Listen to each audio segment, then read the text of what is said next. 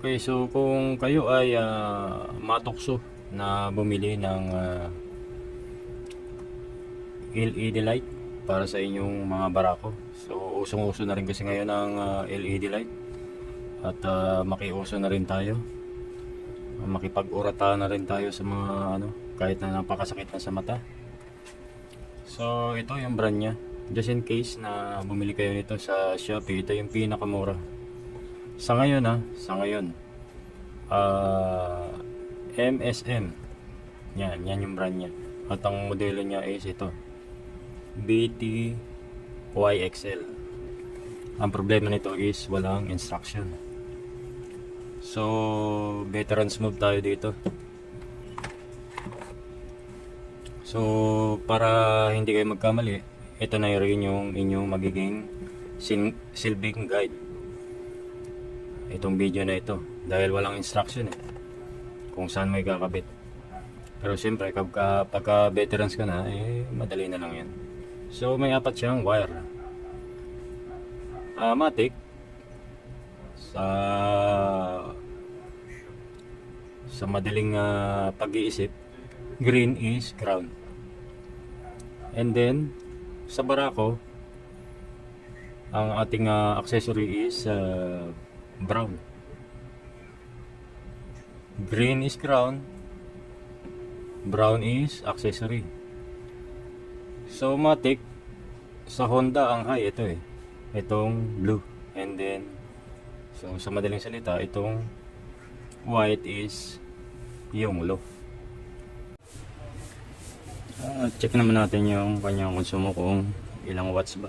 So set up yung ating watt meter. So green to ground.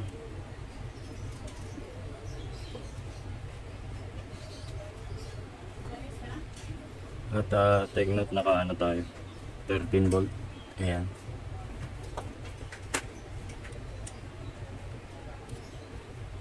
So kabit natin yung brown. Ayan, yung kulay blue.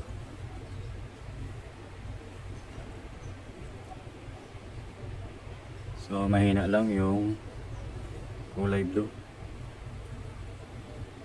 0.11 amps at 1.6 watts.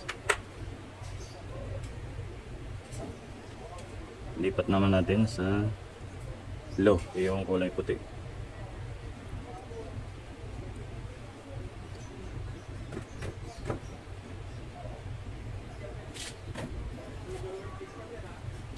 So ayan, naka-low. Talikod natin para makita natin yung watt meter. So low pa lang, kumakain na siya ng 5 ampere, 65 watts. Ayan.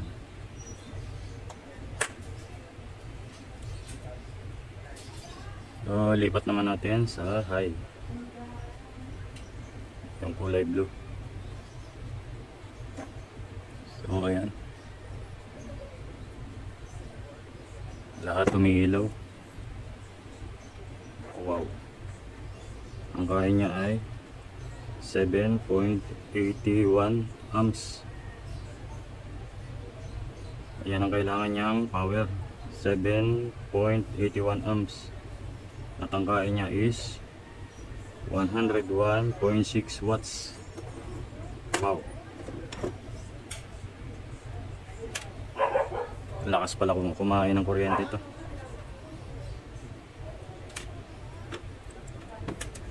So kailangan yung battery natin ito ay hindi basta-basta. Kailangan mga naka 6 amps tayo. Okay, so ito, naikabit ko na. Ayan. So napakadali lang naman ikabit. Itong blue na lining na to ay yung wire nya na idediretso nyo lang sa accessory. So pailawin natin. Ayan, napaka bright, naka full yan, naka high. So ito yung kanyang low. So binaliktad ko yan dahil kapag nandito sa baba ay napakasilaw sa kasalubong, so binaliktad ko para medyo tusok. So ito yung high nya, yan. Tingnan natin. So ayan, napakalakas.